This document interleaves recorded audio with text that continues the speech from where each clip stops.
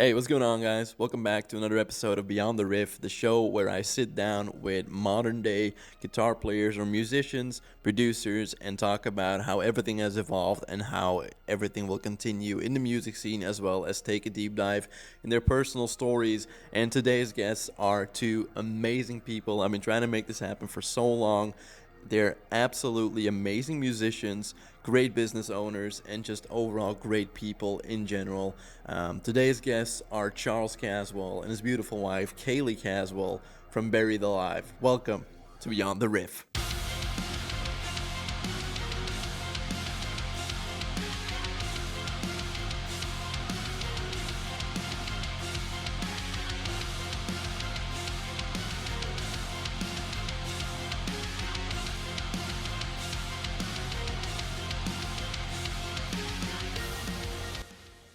Buried Alive's music, a lot of people consider it metal. I personally don't think it falls in any category, to be exact. It's just a genre on its own. So taking on producers that are not like stuck in the metal world to say is probably the best choice you could have ever made when it comes to production by someone else. Oh, thank you. Yeah, we never really know, and we feel the same way. Our music doesn't really have an identity. It doesn't really belong anywhere. So it's just whoever connects with it connects with it, and it's kind of cool to see who does. It's a lot of other, not just musicians, but a lot of artists connect with it. So that's really cool. And a lot of families, like both parents and their kids will listen to it. So it's like a whole family thing to listen to Buried Alive together. Yeah, I like that. Yeah, it's amazing. It's amazing how big it's gotten by being so unique, but yet still getting like the huge following that you guys have built up over the years. Which is something that I would like to touch about. Like Buried Alive, like where did it start and how has it evolved to what it is today? Because everything starts somewhere. We all start small. We all start at nothing, and now it's grown into like this huge project that, like you said, like families enjoy it. Other artists, huge artists in the music industry, have commended you guys for what you do. So, how did that start, and how has that evolved? Yeah, that's a really good question. We started out. I was originally in like a local band called The Fall Into Black, and we were like a metalcore band, and we sucked for the most part. We were pretty and we had like our vocalist quit, and I was like, I don't know if I want to like find another vocalist and keep working with members, because people were just like so hard to keep on board and just hard to rely on. And so we were thinking of a new name, and Kaylee and I were just hanging out one night. I think we were having a few drinks, and we were like, God, we must have been 21 or 20, 21 or something, and she thought of the name Buried Alive, and then we brainstormed like all the fun ideas that comes along with having something that's not overly serious and that doesn't really mean anything when you think about it. So we had like a whole list of reasons why we should change the name to Buried Alive, and I came to band practice the next day with the remaining members we have left and was like convincing them that we need to do this, and they were not really on board at first, and then eventually we convinced them. But it didn't really matter at that point, because a few months later they quit anyways. And they you and Cam for a while. Yeah, it's funny. The band I joined after that, which actually became like signed and started touring, we exchanged a deal where some of their members would help me with Buried Alive if I helped them with their project. So it was like a trade-off. And then eventually even those members themselves became flaky with Buried Alive. So eventually I just decided to do it as a solo project from like, I think 2011 or 2012 is when I decided to just like put it on the back burner and like work on it as just my music, that I don't have to rely on anybody and try to like depend on anybody. So it kind of grew from there. And then 2014, 2015 decided to pick it up and solely just work on it. And then 2017 is when it really became full-time, unintentionally, because the place I was working at as a job, they got robbed at gunpoint. So I quit that job for my own safety. And then while I was away from like having employment, I worked on Buried Alive full-time. And then eventually you were able to do full time too. Like the last what? Well, in like 2020, I realized that I couldn't really handle my full-time job and Buried Alive anymore. So I went to part-time, and then just starting at the beginning of this year, actually, I quit my other job completely. So now we're both doing this full-time. Yeah, it got really crazy for her. She actually had to take days off work just to help fulfill orders for like the album pre-orders and stuff. So it got like to where I just couldn't handle anymore. It was like a blessing and a curse at the same time. It became very stressful, so then we both started doing this full time. Awesome. But yeah, it's been crazy, man. It's been like, it's so hard to get anybody just to listen to your music. It doesn't matter like who you are. So just the fact that we're able to do this, even for a small portion of time within our lifespan, is really kind of incredible. And I don't take it for granted. I'm honestly ready to like find work elsewhere like that. I have a lot of other qualifications, and I know how like undependable this industry is, and you just have to be ready if like shit starts going down. I'm 100% ready to find work somewhere else and still love music and still do it anyways, because I would be doing it no matter who was listening. And it's just kind of like how I'm wired and how we're wired, just to be creative. Yeah, I think that is so important that you have like that idea in your head. Like if everything starts going downhill, like you're still able to fall back on something that you can start doing like a different job that keeps you in that position to also keep pursuing music. But also like in Kaylee's example, if your day job starts interfering with the passion for your music and, you know, like with the orders, because I heard you guys, I heard you talk on the Riff Hard podcast, well, like a clusterfuck it can be sometimes when you guys are fulfilling orders and it just like apartments full with like orders being packed and signed and all of it. And I think it's really cool that you took the leap, because that's something a lot of people don't dare to do. Like they're scared of that big step. But obviously you guys have thought it through about like having a backup plan if needed, and still being able to do Buried Alive. I think that's amazing.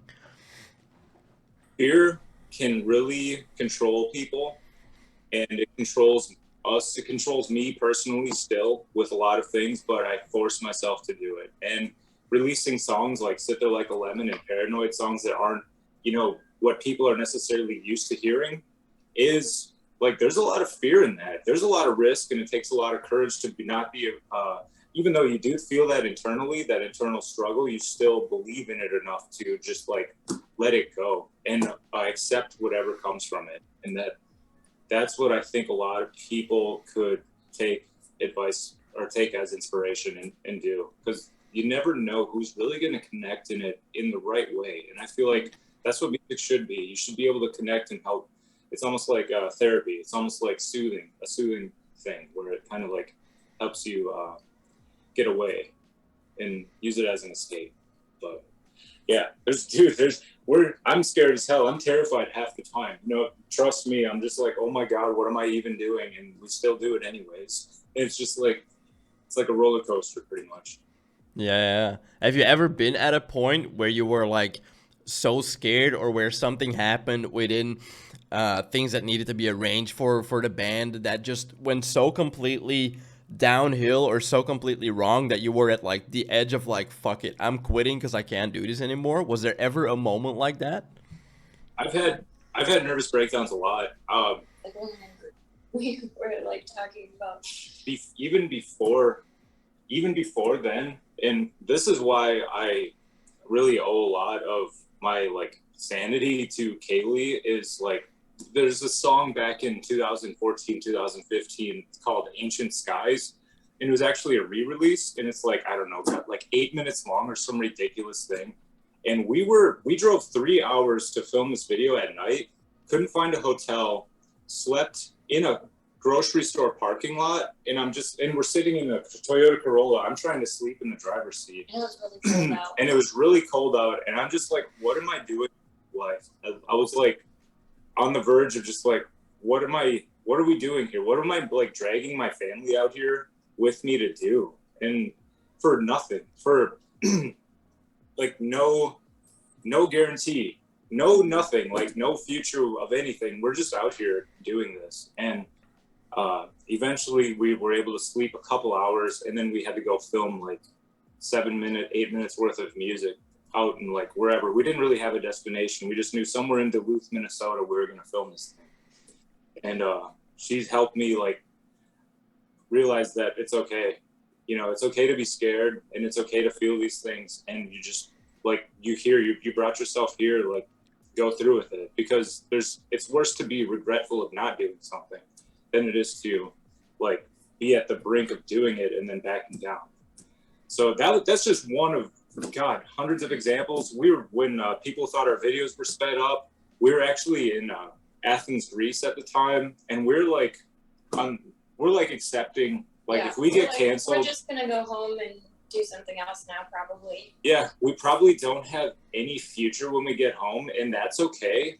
And we did our best, and we put up a hell of a fight for our music. And when we get home, we're still gonna have music. It's just that, like, just might be starting over with it. It's just starting over. Might be just for us. It might be a personal enjoyment. It might not be more of a career thing, and we can just like be at peace. Yeah, I can imagine that seeing all of the hate online, which is a battle that I joined with you guys multiple times already, because I know for a fact that you guys are the real deal, and you guys put the evidence out there like, yo, we can actually do this. Like, this is not a fraud or an act. I can imagine that the first time you see all that hate coming in, it's got to be so disempowering at the moment, because you put in all this time, all this effort, and online, just people behind the screen, behind the keyboard, not showing their face, are just completely dragging your stuff through the dirt. It has to be such an enormous burden. You lose your sense of safety, and you lose your sense of control in your own music, which is what you like. I know we can't control everything in life, but we thought that we had at least control over like our expression. Mm-hmm. And for it to get so just like twisted and deformed like that, it was really unsettling. And it's still like painful sometimes, and we still get it, you know, like I can put all the proof out there, evidence, which is still, I feel like, is dumb. Like, you shouldn't really have to prove anything, but people still pretend not to see it.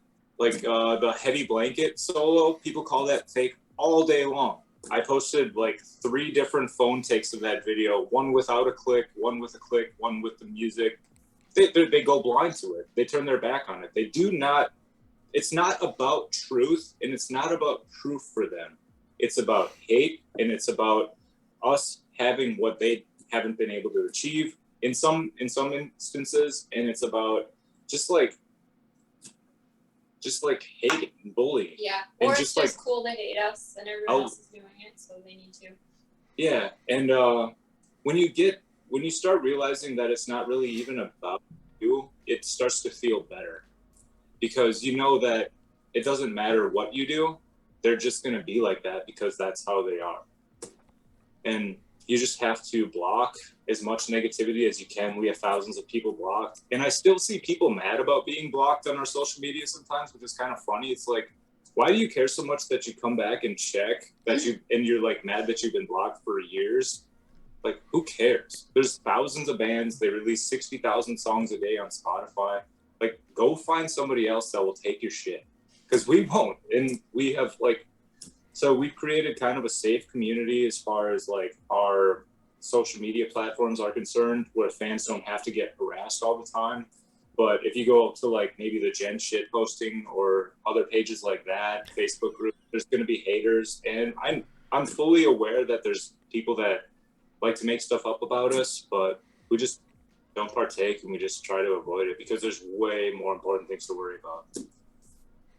Yeah, I think that's amazing how you guys have handled that. As you said, exactly, there's a lot of people, like, it's the first argument they will bring up. Yo, he blocks out all the negative comments. But yeah, wouldn't you? Like, yeah. I have a YouTube channel as well. I get a shit ton of hate when I talk about you, when I talk about Lucas from Rings of Saturn, when I show clips from Manuel Gardner. You know, there's always a shit ton of shit talking in the comments, and I will block people that attack other people for liking it, and then I get shit for that. And it's like, what the fuck did you expect? You can't win. There's no... The only thing you can do is to block them, and then just be nice to the people. Just show respect and courtesy to the people that show you respect and courtesy. And if there's somebody that gets mad, then you just have to ignore them the best you can, or be like, or if you actually remember that person, just be straight up, be like, you literally like said a bunch of really hateful stuff that nobody deserved to hear, and you ruined our environment, which is like supposed to be a positive place. You don't have to. I don't care if you hate our music. When people call it trash or garbage, I leave that shit, because that still is an opinion. But when you call things fake, or if you twist things and twist truths and stuff like that, that's when things get blocked, because there's like no room for that. I don't care if you don't like the music. And that's the funny part. During that whole Guitargate like stuff, nobody actually said they didn't like the music. They just thought it was fake. You know what I mean? So that's still like up. So I don't know. I wouldn't worry about it. And I think in your case as a YouTuber, that you make original stuff too, which is really sick, by the way, but you also have like your own opinions and narrative on guitar players and genres of music and stuff. And stirring up a little controversy and a little bit of hate isn't necessarily a bad thing in your case, because it like creates clicks and it creates a lot of views and it creates other people wanting to have input on that stuff too. So it's like, I don't know, but it never feels good to be attacked, right? It just like, there's no sense of security in that. And then you feel like all your hard work you put in is being dismantled by people that can hardly read, let alone like pay for their own internet. So it's just hard. I love that. I love that you say it like that, because it just like, it reminds me of Starfish Man. I talked to Kaylee about that song as well. Just the last bar, till your mommy quits paying for your internet. It's just like, oh my God, it just hits the nail on the head so hard, because it's true. It's people in their fucking basements that have nothing to prove for themselves, that don't want to work to achieve shit, that talk trash on other people that are working hard every day, day in, day out. So I understand what you're saying. Like, you shouldn't let it get to you. But the thing is, like, and you mentioned this in another interview, you can get 1,000 of positive comments, thousands. And if there are 10 negative comments on that, that's going to be your focus point, no matter what. It's just like, it's like a human thing to focus on the negative for some reason. It's a sense of safety. You want to take out all the threats for security. And that goes back as like us as humans, like far back thousands of years. Like, we just want to eliminate all threats.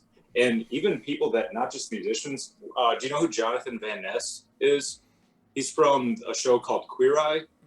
Oh, he's yeah. Like, celebrity now. He's like a celebrity now, but we just listened to he had an audiobook. He has a couple books. He has a couple books on Audible. We listen to a lot of audiobooks about like whether it's famous people or like how they got their start and their journeys and stuff. It's really inspirational. It's cool to see like where they came from. Anyways, he's at a whole other level than us, where he gets, maybe millions of comments. He's still at the level he's at, looks for the negative ones, and they get to him too. So it's something that you don't really like grow or success your way out of.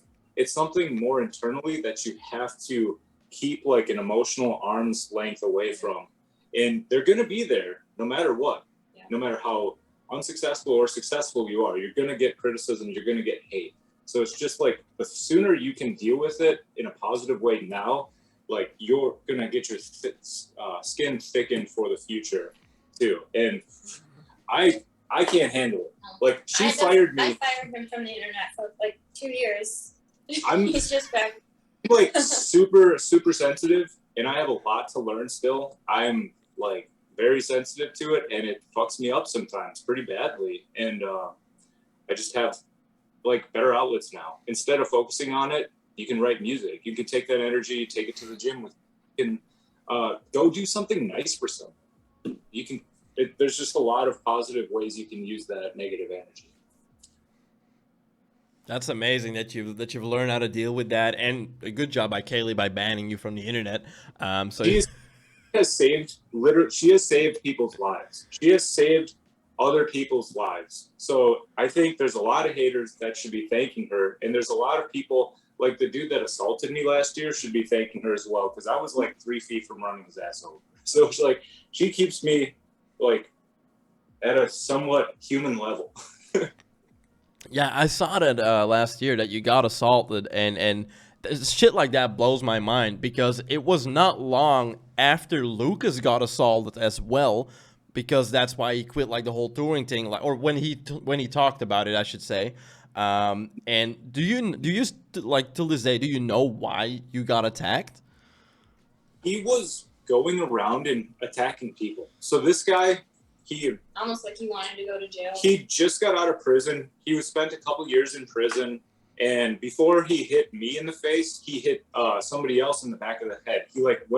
We were in Seattle, Washington, and he was walking up a block. He just cold cocked somebody right in the back of the head when they weren't even looking or paying attention. And then he kept walking. He saw us at a stoplight, and I was leaning over because we were looking for directions to the car rental place to bring back the car and go to the airport. And I heard something, and then I looked over, and I had a fist flying at me through the window. So, like, I had my window down, and I was in an SUV, so I was at that perfect punching height. And he just got me right here, and he missed my nose. He got me right in the face. He didn't break any teeth or anything. He busted my lip a little bit, and I didn't even see it coming, really. I didn't even have a chance to react. And then he just kind of sauntered off, and I was like, what the fuck? So I put the car in reverse, and then I was yelling, and then I had the car damn near up on the curb, and I was ready to just run him over. And I just lost it. And that we called the cops, and he was just kind of still there. And the cops came by, and I'm like, he's literally right there. And so they went and got him, and they put him in jail for like a couple months. Yeah. And then he must have wanted to go back to prison. That's the only explanation, really. Yeah, I think he spent so much time in and out of prison that he wasn't really like acclimated to the real world anymore, and he just wanted to go back. That's the only thing I can think of, because he didn't take any money. He didn't do anything besides even run away. He just slowly walked away. Yeah, he didn't do anything. He just like sucker punched me, walked away, didn't even care if like I ran his ass over. He wasn't trying to move. And then we just called the cops, and they arrested him, and he took him to jail. So I don't think it had anything to do with, I think it was wrong place, wrong time, and all that stuff. With Lucas, he was at a show. I don't know how much he wants me to talk about it, but it's his story. It's his story to tell, but his was like more personal, very personal, and it's really, really cruel. Really, it's just like so fucked up for somebody to do that over music. Yeah. And he's been nothing but nice and helpful to you. Yeah, yeah. Lucas has been a really good friend to us, and he didn't deserve that at all. Like people have a lot of opinions about him, but I've had experiences with Lucas. Yeah, that's something that, like you say, he didn't deserve it at all. I mean, no one deserves shit like that, but especially not Lucas. And then, like, combined with you guys as well. Like, that's something I see online a lot, and I don't understand it. But there's so many people, whether it's you or Lucas or anyone else that was, like, part of that whole guitar gatekeep scene back in the day, where it was like, this guy's fake, this guy's fake, this guy's fake. I see arguments pop up like, yeah, they're real douchebags, man. I don't know. I really don't like him. Like, have you talked to them? No. A lot of these people haven't talked to us. We are very introverted people, but we're pleasant to other people that we come in contact with in the real world. Online, we obviously don't go looking for fights. We just make music and try to show it to people and share ideas. And if you look through our social media, if we have a caption that's not based on promoting something, it's usually a pretty positive one, because we're trying to spread some positivity, even though people might not like necessarily what we're like showing as far as a riff or whatever it may be, just to like spread that much more positivity. So for people to call us douchebags or call me arrogant or whatever, you know, we all have egos. I do, like, have an ego and I'm working on it, and we like, you know, I can own up to that and say that, but I'm not going to be like a douchebag to somebody that doesn't deserve it. You know, like sometimes there's people that rub me the wrong way because they're like proud to be assholes, and I'm going to put them in their place if I'm on like having a bad day. But that's just like anybody else. We all have shitty days. It doesn't mean that we're labeled assholes. And unfortunately, you can't really spend all your time fighting that. You just have to kind of move on and be like, okay, this group of people think I'm an asshole. Well, like, what are their qualifications? What have they accomplished? Oh, nothing? All right, well, then I guess I don't really give a shit. And we're not really trying to cater to people like that anyway. Yeah. Imagine caring so much that you're like, I don't know. It just seems like such a waste of everybody's time. If you don't like the music, then it's not for you. If you don't like us, then we're not for you. And we're going to attract the right people into our lives at the right time. And thank you for staying by our side through a lot of that bullshit. And we appreciate it. And we got your back as well. And hopefully, I don't know, there's always going to be assholes. There just is. Yeah, that's true. And yeah, I mean, like at the moment that I got word of you guys and I started like digging through your music and like looking through what you guys are about, I soon came to the realization that you guys are just like hardworking people trying to make it out there with your own thing, which is really cool. And then I actually started talking to you guys and soon realized that y'all are very nice people. You're just like introverted as fuck, which is completely fine because every good artist is. Or almost every good artist is. And we all share insecurities, dude. I was talking to, I guess I won't say his name, but like, you know, Lil Pump, how we like wore our stuff. And introduced to us through like one of his producers, who's like a very, very well-known producer, like has done stuff with like Juice WRLD and Chance the Rapper and stuff like that.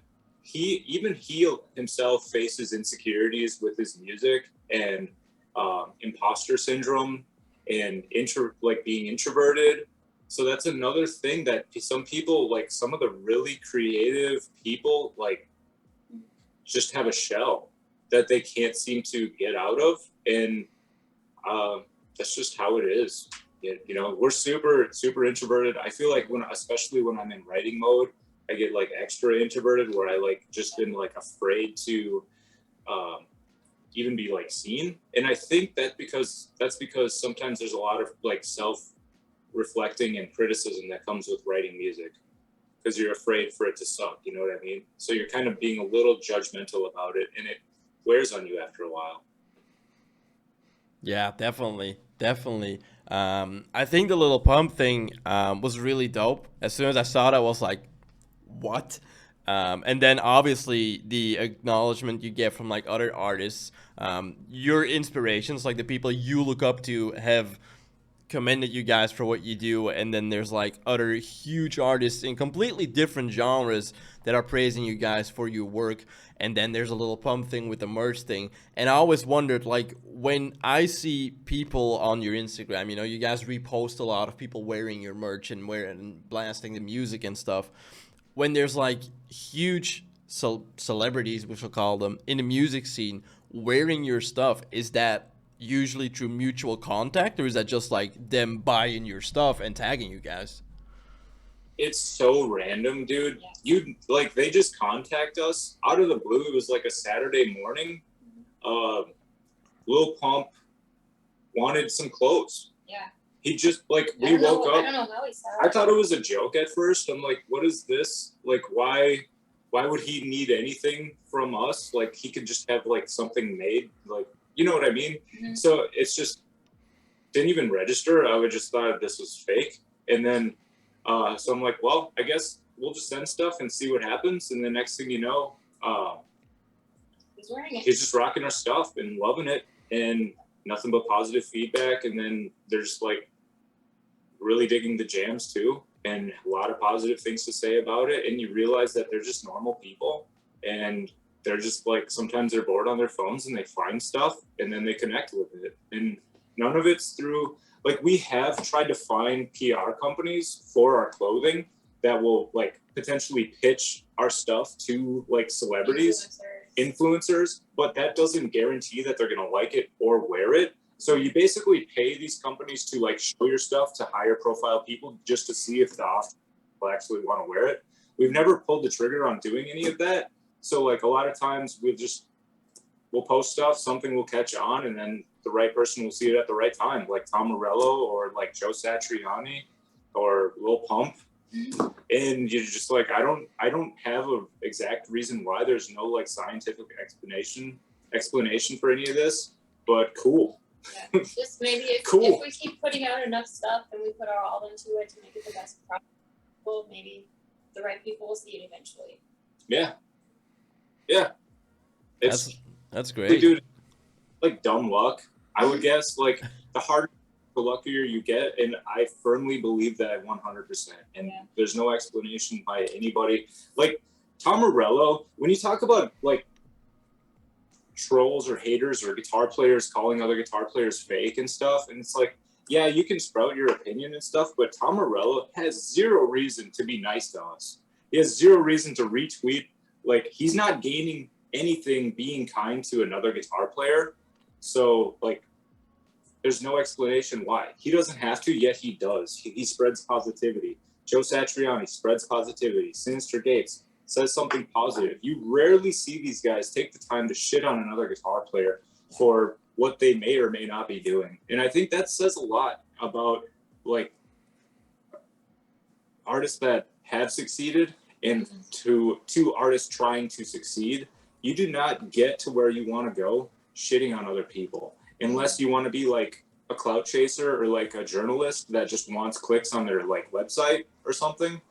But if you genuinely want to be known for making good art, spend more time working on good art and less time like shaming others for theirs. And that's just what I've learned from just like all the weird, strange connections we've made with like successful musicians throughout the years. Yeah, because your music, like if we take Buried Alive, I think you, how did you call it? Avant-garde music. Yeah. So with that being said, I think what I really would like to know is, you guys, or like especially you, Charles, I've heard you say that you don't listen to metal a lot. You listen mostly like to rap and hip hop stuff. Yeah. So where does the inspiration come from to make like those crazy, well, quote unquote metal tracks that are Buried Alive? You know, the shredding, the djenting, the heavy breakdowns, the screaming. When you don't listen to metal, where did that inspiration come from to do that kind of music? Well, you used to. And that's like older music. I did stuff like that. I did used to. I was a huge fan of After the Burial. I grew up.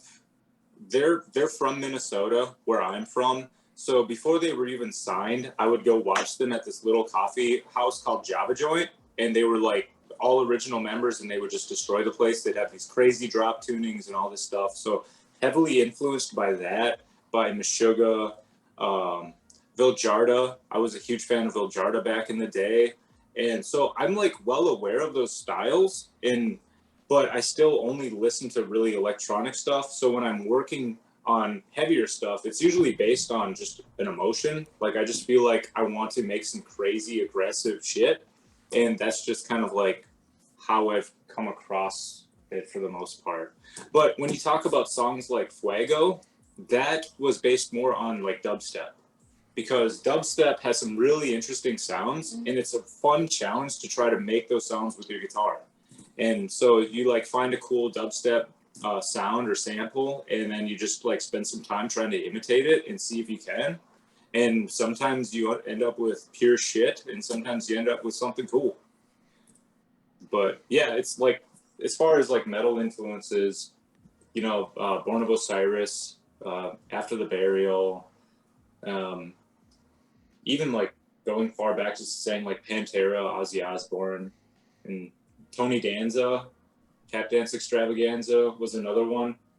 So yeah, and their vocalist contacted me like back in 2015, and we wrote a few songs together, but they just never got released because he got busy with like work, I guess. Okay, dope. Yeah, Fuego is still one of like, in my opinion, the top tracks that you guys released. Especially with like just the starting riff, the crazy shit you do with the foot pedal and transforming like the sound of your guitar is just, it blows my mind. And just how do you get these ideas? It's like, because when I'm writing, I watch your videos, I get inspired, I start writing, I feel like shit, and I put my guitar back down. I go back to watching your videos. Try to write without a guitar. I think the best advice I could give to somebody trying to think outside of the box is to write something without a guitar in their hands. And what I mean by that is like writing, you could use like, what DAW do you use? Just straight up Reaper. Reaper? Okay, Reaper. Do you have like synth plugins and stuff? Yeah, a bunch of them. Okay, so you could use something that maybe sounds like a guitar or something like that, and then just come up with a really cool melodic melody, something that really like speaks to you, and then see if you can learn it on guitar and see like what technique you want to use to like express that. And if you don't, like, what you'll find is it'll be kind of a challenge for your fingers, because when you have like a certain tool set when you pick up your guitar, like as is, so you're not going to necessarily be able to come up with something new and crazy because you're at your current ability. So if you do something in like a synth, or if you do something, find a splice sample that sounds really cool, then you have something to work towards, and then you can make it your own. That way, by the time you learn how to play that, you've not only written a new song or a new riff, but you're now like that much better at your instrument and more proficient, and you've expanded your like musical thoughts, creative thoughts. Does that make sense? So Yeah. like not necessarily like some people that have been playing forever can maybe still progress and like come up with really great shit just on a whim because they've just been playing so long. I like to write most of the time like without a guitar unless I'm just feeling super inspired at the time. So yeah, it's like one kind of avant-garde way to like write guitars without a guitar. That's dope. I'm gonna keep that in mind. That's definitely great advice. And when it comes, because obviously there's both of you. You do all the crazy guitar work, and then Kaylee does all the bass work. And I've seen that evolve like from the start to what it is now, to how the bass is implemented in your songs. Which you guys have shown like the crazy clips, where the bass wobble is just doing the crazy stuff. And I just wonder, like, do you guys try to inspire each other in that as well, or are you both like very on your own when it comes to music? We're very together. I feel like Yeah. we work on lyrics together. We worked on Sit There Like a Lemon, Paranoid. A lot of the new album, we worked on the lyrics and all the music together, which has been really fun and enjoyable to have somebody to share that like really personal space with. And as far as bass goes, like we work on the bass together. Well, like the bass lick in Paranoid, we like sat down for a few hours and just like tried to come up with like a really sick groove that not only sounded cool, but that was really fun to play at the same time. So we've given like, it's just really thoughtful. We both are very thoughtful in like every portion of a song, all the instrumentation up all the way to the final moments. Yeah. Of it. And I will say that like the entire way that I've learned how to play bass is like he was describing, like we would write out what the notes should be first, and then I learned how to play like that song. So I haven't learned a lot of like other types of songs and other music, and so all the skills I've learned have just been by learning to play Buried Alive songs, and that we knew sounded cool, and that way I could learn how to play while learning how to play the song. Yeah, it's like, instead of like you could spend a month working on a pentatonic scale or a major scale, and you're at the end of the month you're going to be pretty proficient with a major scale. But it's still just the scale. Great. Now what? Now you're good at a major scale. Like, congratulations. So if you can actually write something and spend a month like trying to nail a really original idea, you've contributed something to music and you're better at at your instrument. And she played guitar back when I worked at a cannabis dispensary here. So like when I was gone, she would be playing one of my guitars and like working on stuff and learning songs. And so then we switched to bass. I think for Fool's Gold is when there was like bass. Yeah. Like Fool's real Gold was the first album I learned. Real bass. And then figuring out like, it's been fun, man, because Soul Sucker didn't have very little bass on it. I think I had a really like broken bass that Legator sent me that I think one of the tuning pegs was like busted off of it and stuff. So it did not sound very good at all. So it was just kind of like low end, but we really like worked on having a nice bass tone and like a unique bass tone and something that helps it like kind of more trademark sounding. Yeah, I think that's something you guys nailed perfectly. Like the Buried Alive sound is something that I mention almost in all my videos as well about you guys. Like as soon as you hear, like there's some certain nuances and certain type of sound that you guys have. Like as soon when you hear that, being it your vocals, your guitar, Kaylee's bass work, it just clicks and you know it's Buried Alive. Is that something that you guys spend like a lot of time on, or was it you dialed in a sound and you knew immediately like, yes, this is it?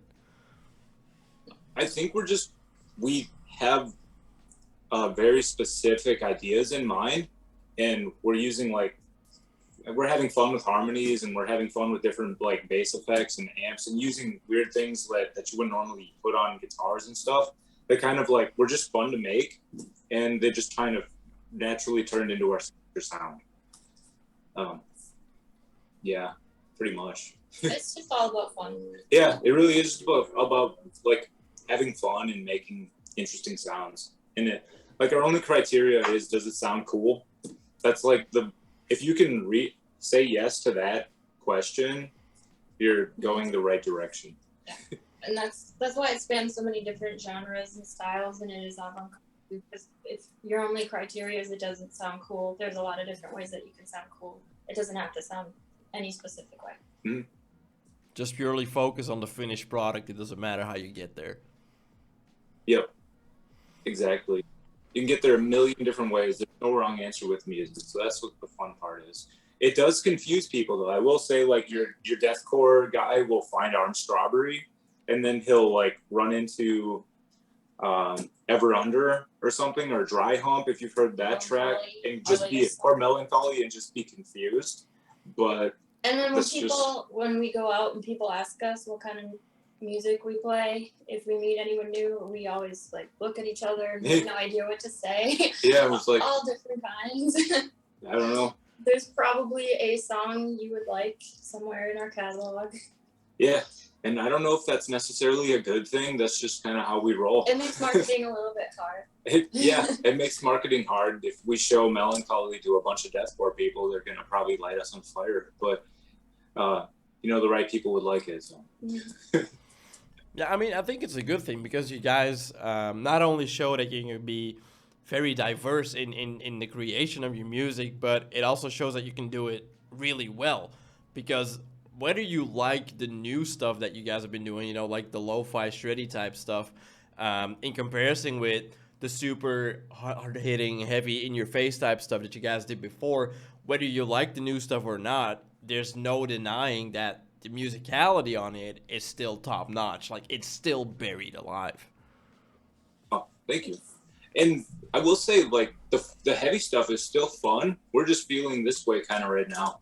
And there's definitely some bangers like that are not going to be on this album that are going to be on the next one, but there's still a lot of like plenty of that style to go around, and that we can revisit it anytime, because we're just like never going to be stuck in one place. We just can't, like, as people, you don't just wake up and have the same emotion all day long, and that's not how our music is either. No, and that's very cool. Which is it's one of the things that really attracts me to you guys, to your music, because I can put on Buried Alive, and I have two playlists. I have like the instrumental playlist and then the playlist with your vocals, and I can just press shuffle. I have no clue what's gonna happen, and I love that. I absolutely love that. Oh yeah, that's really cool, man. Thank you. Talking about, go ahead. Sorry. Oh, I was just asking, what snapback is that? Oh, that's mine. That's my own merch. I got brand new merch. It's hard to. Good for you. That looks sick, dude. Yeah. It's, I'm very proud of this. I just opened a new store and I was very scared for the product quality, so I ordered a bunch of shit to check out if it's good. There's like a bunch of stuff arriving next week, and this came out really cool, so I hope all the other stuff comes out really cool as well. But yeah, this is my own. I'm proud of this. Congrats, rock that shit. A lot of people like say, why would you wear your own merch? But you like, if you love it, wear it. You're just you have to. If you love what you're doing, you're just going to be naturally enthusiastic about it, and other people are going to be like stoked with you. And Dimebag Darrell is a huge inspiration of mine. I even have like him as a tattoo, like on my arm. Oh shit! He would constantly be wearing Pantera shit, like all the time. So that gave me the pass. I'm like, that's good enough for me to just like, if I want to wear my shit, I'm just gonna wear it. I don't give a fuck. Yeah, I mean, a lot of people shit on it, like, on bands that wear their own merch, like, oh, why would you wear your own merch? It's so cocky. Like, if you're gonna sell merch, the first person that should want to wear it is yourself, because if you don't want to wear it, then who else is gonna want to wear it? You should be making merch for yourself, first and foremost, and then if anyone else likes it, that's good. But Yep. make stuff for yourself. Exactly. Yeah. I think that goes, like, Yeah. what would you want to listen to at this moment? And go with that. It's hard because people are very generally, you can't really predict what they're going to want, but you can predict what you want because you know what you want. So just do that. And then you'll find people like-minded. Exactly. As soon as you start doing stuff for other people, I feel like that's the moment when you lose yourself. Yeah, exactly. And we didn't, at one point, we didn't have fans. We had, like, nobody would listen to us. And we still would just make what we wanted to make, and eventually found people. It wasn't the other way around. We didn't want to make music for these people. It was just like, we want to make music, and then let's see who likes it. Yeah, it's something like Post Malone said this a few weeks ago, where the music industry right now, and in my opinion, it's always been like that, but it's the same as getting like a box of like jelly stuff and throwing it at the wall, like 20 jelly balls and throwing them at the wall, and one of them will stick, maybe more than one. It's the same with releasing music. You release 20 tracks, one of them is gonna stick, and that's where you start. Yep, Yeah. exactly. And yeah, I like his music a lot. I think he's got awesome tracks. We just saw him on SNL like the other day, a couple weeks ago, Saturday Night Live. He has a lot of, did you notice like how many people started sounding like him after a while? Like, I'm like, is this Post Malone or a Post Malone like substance? And there was just like, it was always a different person. Kid, you always knew who it was. Yeah. But I was like, it just sounds like Post Malone. But so it's like, that's gotta, I don't know if he probably doesn't give a fuck. Hopefully he doesn't give a fuck. But it's gotta be like kind hard of to be copied so much. It's got to be kind of hard to be copied that much. You know what I mean? Like your own voice, it's something so personal to you. And people are just like trying to imitate it because they know that's popular. But I don't think he knew that it was going to be popular. I think he was just doing his thing and just trying shit. And that's literally, that he's right 100%. You just got to try. You got to do stuff and hope for the best. Yeah. And do it now because people have short attention spans. Yeah. Like do it now. And if you have an idea, go for it. Don't wait till tomorrow. Go for it. Like, make a cup of coffee and just like go for it. Hell yeah.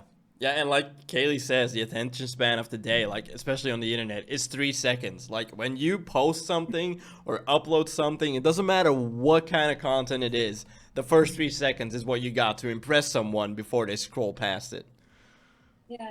Yep, 100%. Which is also why, like back in the day, we didn't post raw clips or phone takes because it didn't look as good or sound as good than like a actually thought out, mixed, mastered, like nice camera, good lighting idea does. Because we want people to give us a chance to hear our music. We don't want to prove anything.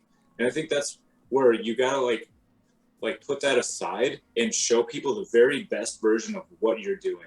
And if they like it, then they can go in and they can find the behind the scenes, maybe the phone takes and all that stuff, and be like, oh, cool. So, but at the original, they're not going to care about all that stuff if they heard a crappy version first. Yeah, exactly. If they heard the shitty version first, they're not going to really care.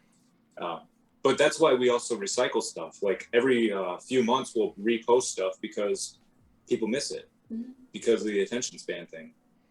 Yeah, and obviously you guys are getting more and more popular by the time. So every time, like let's say 4 or 5 months, you post the same clip that you posted a few months ago, all those new people that have followed you guys in that meantime have never seen that clip, and it's going to spark engagement once again. So I think everyone should do that.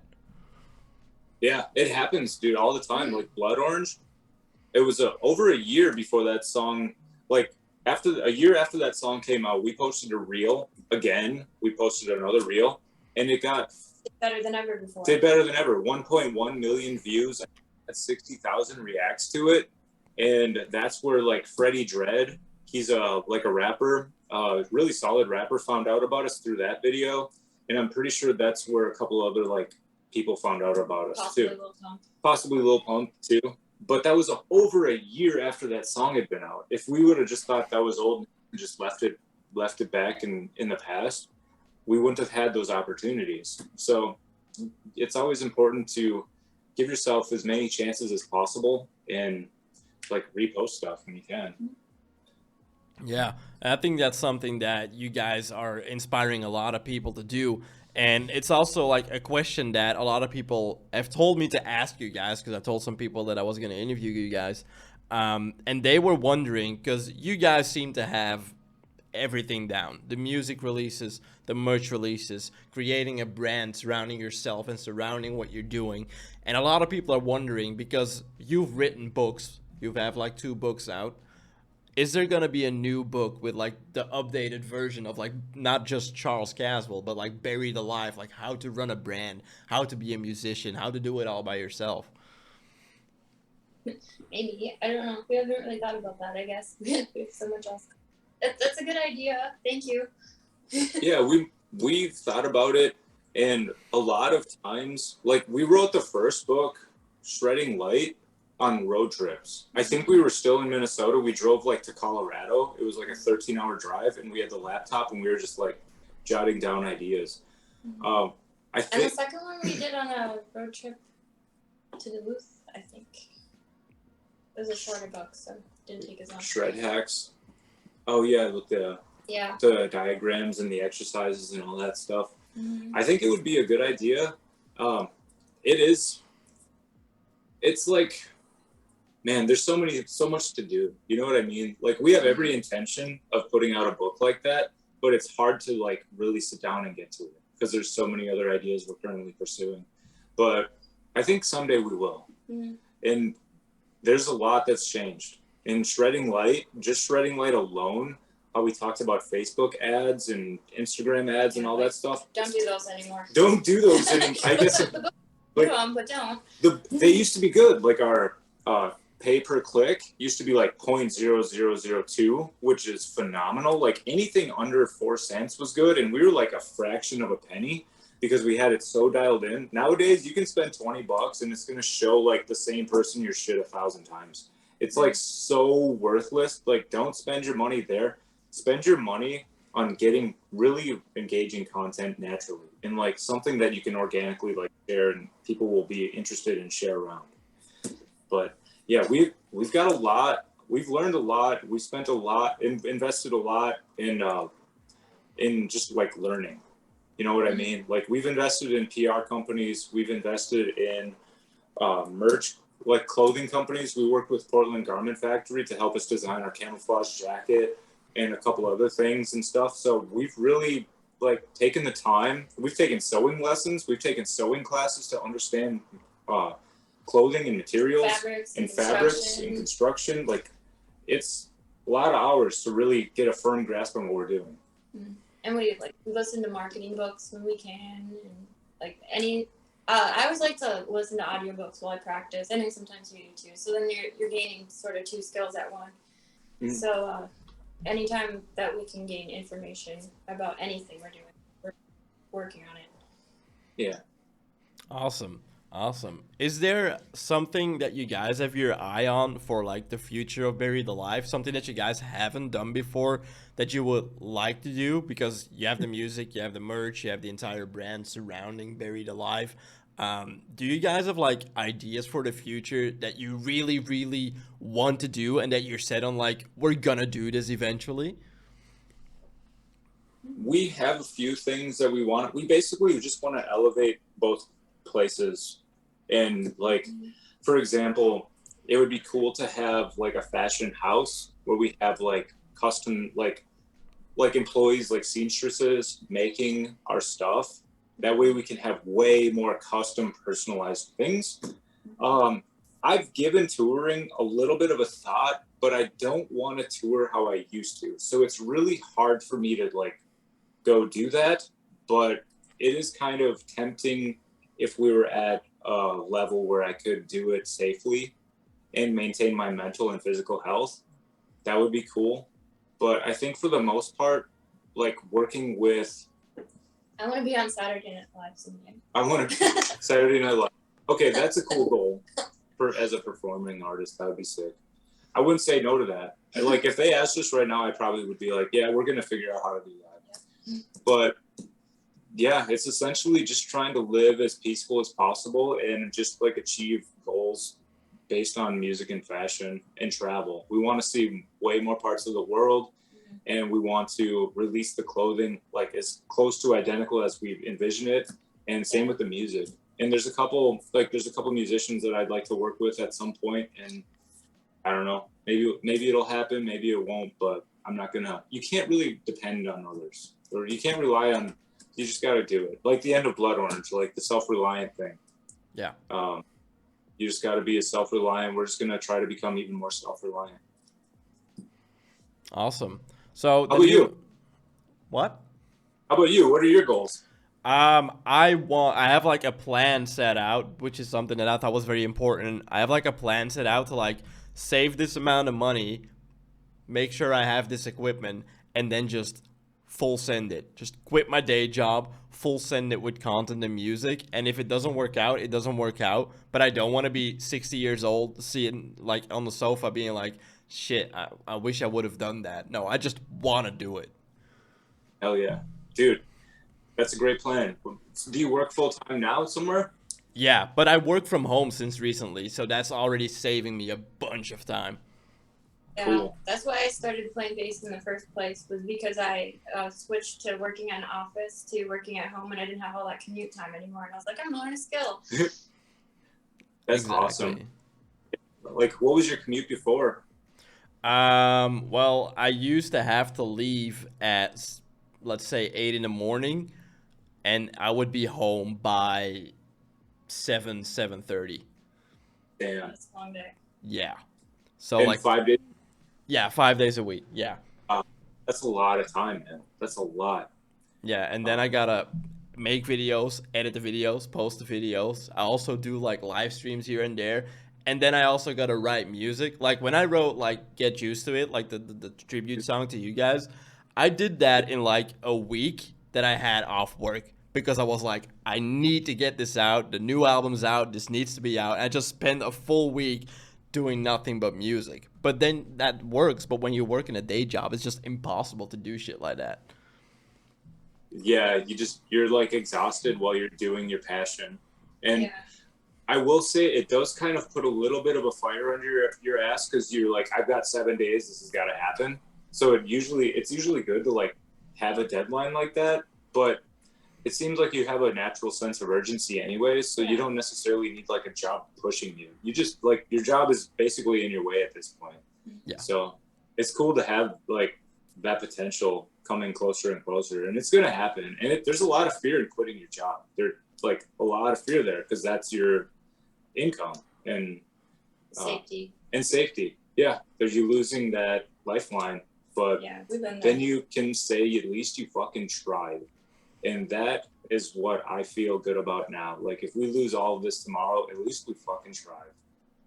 Yeah, and you came really far as well. Like it's not that you guys tried something and like half a year later you're like, no, this is not working out. Like you guys just full fucking sent it, and look at you guys now. You're probably one of the best performing acts in the music scene, and a big part of that is because you're doing all of it by yourself. Thank you. Yeah, I don't know, like working with other people, like having band members and stuff has only like slowed us down, because with being able to program drums, your drums and Get Used to It sounded super dope, by the way.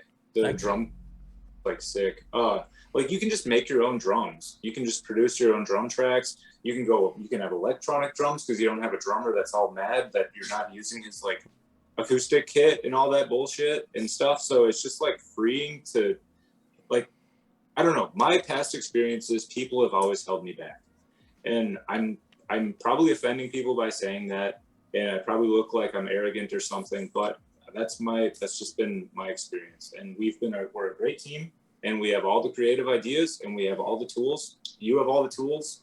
You like having a guitar and having Reaper and a microphone.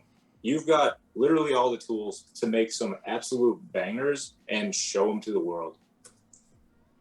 Hell yeah. And just for the record, like, obviously, like, regular people are going to say, like, oh, it's so arrogant, other people hold him back. But it's so true, because it's the same reason why I stopped playing in bands. I was in a band, like, for, let's say, 6 years, I believe, and we toured, and it was like this straight up, metalcore, deathcore shit, 5, 7, 8 type shit. And it was fun to do, but it was so easy, so simple. And it's fun because when you're on stage, you don't have to think about what you're doing.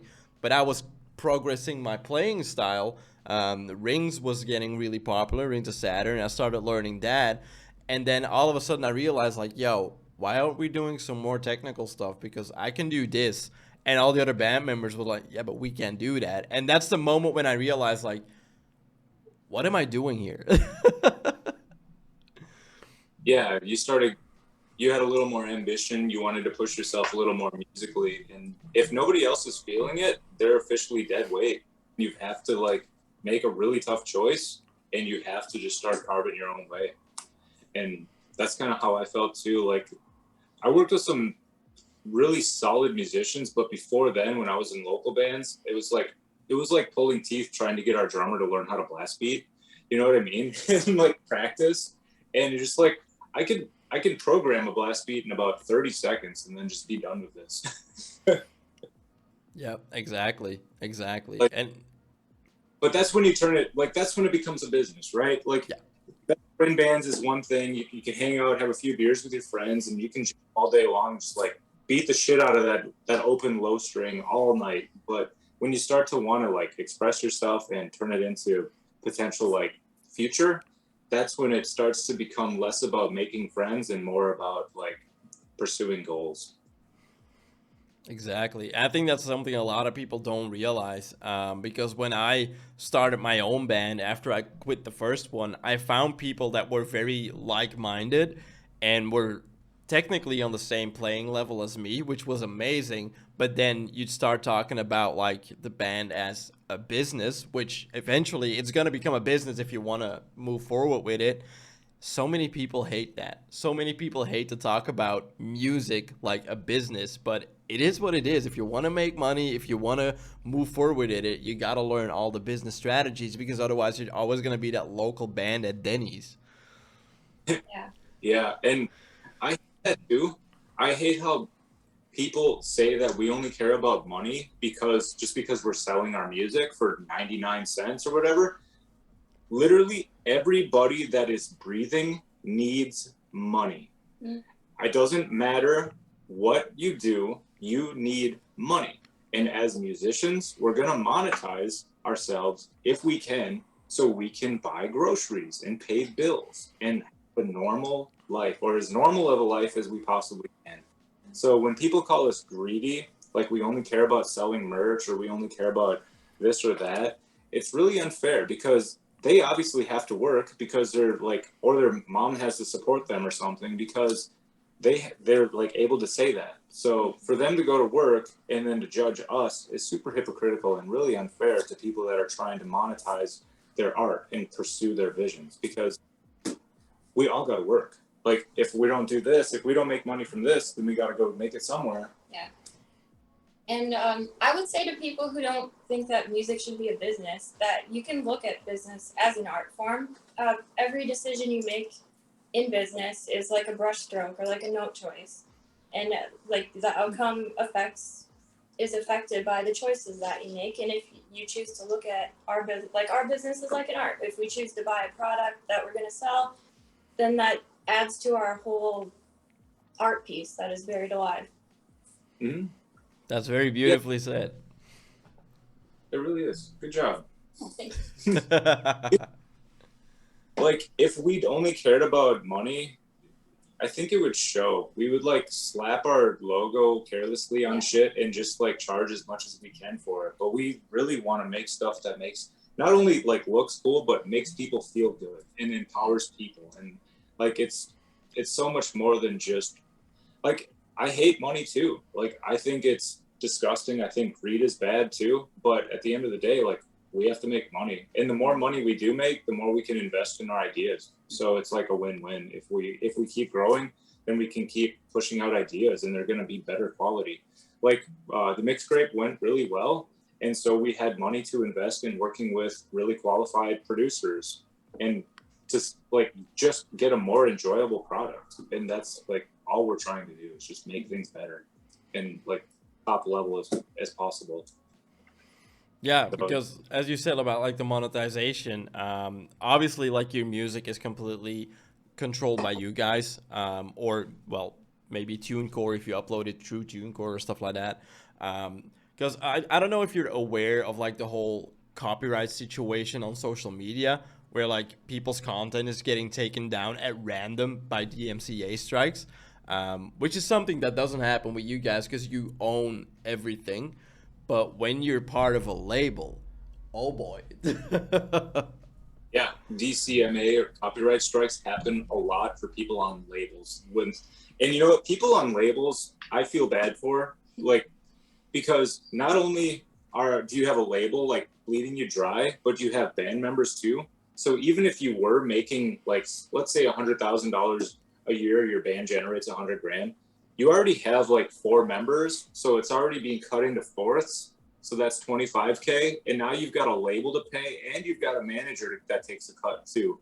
So next thing you know, you've made maybe $6,000 or something, and can you live off of $6,000 a year in 2022? No, I don't even think that pays for gas for people to like commute to work. So it's really unfortunate what's happening, and like, but it's a lesson that we all have to learn. I was on a label too. And you said you were on a label, but you toured. Were you on a label? We were on a small label, yeah.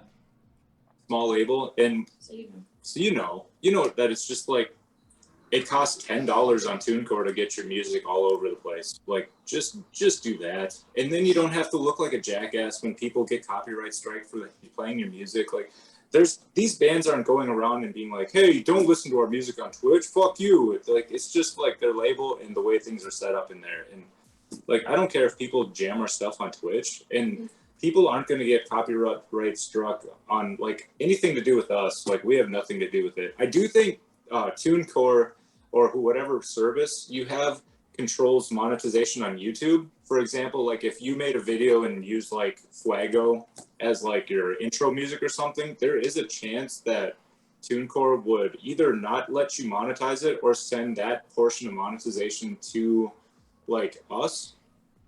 But I don't think that it would cause like trouble with your account. No. That's one thing that we don't really have control over. I even tried to like fix that with people doing React videos because I know that they were getting like ineligible for monetization, and I'm like, what is this? They're putting in time to do this shit. They should be able to monetize it, and it's like kind of a clusterfuck. It's like really hard to take care of that, but there's worse things that could happen, so I just kind of have to let it go. But yeah, it's tough being on a label. We sold the band I was with. We sold 10,000 records when before I left, and I received a check from ASCAP for like $100 out of that whole thing. So like that whole portion of my music career, I've made $100. It's amazing, right? Yeah, thanks E1, and thanks ASCAP for everything. And it's just bullshit anyways, dude. Like, our manager said it's the label's job to keep the band in debt. And at that point, I knew that we were fucked. And it's time to abandon ship. And I'm super glad very scary to do so, because when you're touring is not just like being out and playing. It's kind of an ego stroke too. You know what I mean? You get to look cool on stage and all this shit, and people think you're awesome. But to like sit in your room and just like really dive deep into what you want to do with nobody saying good job, nobody giving a fuck, it's like a whole other experience. And then just share it so vulnerably to the world is like not that like healthy mentally. You know what I mean? It's kind of like there's no like real ego. You kind of almost have to like kill your ego when you do that, because there's nobody there to tell you you're cool. There's nobody there to like do anything, and you just have to hope for the best. Hell yeah. All right, so one final question. We're all going over an hour already. You guys are very easy to talk to, by the way. So if I see anyone complaining that you guys are assholes, I'm gonna go in like full on. Oh, that's okay, man. Don't waste your time. Spend that effort on writing some riffs or some shit, man. It's all good. But thank you. There's always gonna be assholes, and that's what Starfish Man's for. Yeah, well, talking about Starfish Man, music, the new album is ready. You guys are working really hard behind the scenes. In the next few months, what can we expect from Buried Alive? A lot of music and a lot of new artwork. Like, we got artwork for every track on the album, so like that can be enjoyed. I think we have a couple collections that we're designing right now with it. We have a new song coming out early next month as well, and videos, and literally just like as much as we are able to do. Yeah, pretty much as much as we're able to do. Like, we're going to be doing a lot of videos and a lot of clothing collections and a lot of really rare stuff and a lot of really sophisticated looking stuff too. Like, we have loud clothes too, but we have some new stuff that looks super luxe, and that's just like, I don't know, it just has like such a vibe to it. It's super cool. Same with the music. I'm super stoked on the music because a lot of the music was like written in a really fun way. For example, there's a song called Go Pluck Yourself that we wrote on the, like, just chilling on the coast here, like just hanging out at the beach. And I think I had Guitar Pro on a laptop, or we brought a guitar or something. We just like wrote out some really cool riffs and stuff. So I don't know, it's fun. And I think it's not necessarily like heavy, but with all like the crazy violence and shit that's been happening, I don't know that people need more violent, heavy music right now. So I think, you know, maybe there's something to kind of like chill people out a little bit. So I don't know, just a lot of jams, basically. A lot of jams, a lot of clothes. Yeah, and we did some work on this album in Hawaii. Actually, recorded some ukulele, actually. So we went all over the place. Yeah, Hawaiian Punch. There's a song called Hawaiian Punch. There's a song called Icy Hot that's hilarious. That's like really funny. There's kind of a serious song, somewhat serious. It's almost like a letter I wrote to guitar in a way. It's almost like my relationship to guitar and what happened with, you know, a couple of years ago with the whole Guitargate thing. It kind of made me resent even learning guitar a little bit, because it's like, why do this just to be called like whatever, you know, just to like, it like affected my relationship with the instrument. So it felt really therapeutic to kind of like get that out of my system. So yeah, I think there's a lot of like real emotions, and I think it's a very, very genuine album, and I hope for the best. I hope people really find something to that resonates with them in a positive way. Awesome. Looking forward to it. Definitely gonna check everything out. Charles, Kaylee, thank you guys so much for doing this. It was an enormous pleasure talking to you guys. As you might know, you guys are a huge inspiration to me musically, but also like in the terms of business, how you guys handle everything, the positive quotes you guys put on the social media posts. So very happy that you guys wanted to do this, and I hope you guys enjoyed it just as much as I did. Yeah, we appreciate you always having our back. That has meant a lot. Yeah, thank you for that, and thank you for like all the, just like the last couple of years of just the support. You know what I mean? It could have been so easy for you to just be like, fuck this band, and to like raise a stink. You know, it's sad in this world that would have probably given you more views and more attention to help your career, as fucked up as it is. But you chose not to do that. You chose to be the bigger person and to do like, to speak your mind and to speak your piece. And I have a ton of respect for you, and I really appreciate you doing that. And it was great to talk to you. I could talk to you all day, man. So, but congrats on your clothes too. Yeah, and that's really cool. We're excited for you about that. hell yeah, and for your goals too. Like we've both been there, and we know what that feels like. So good on you, man. Keep going.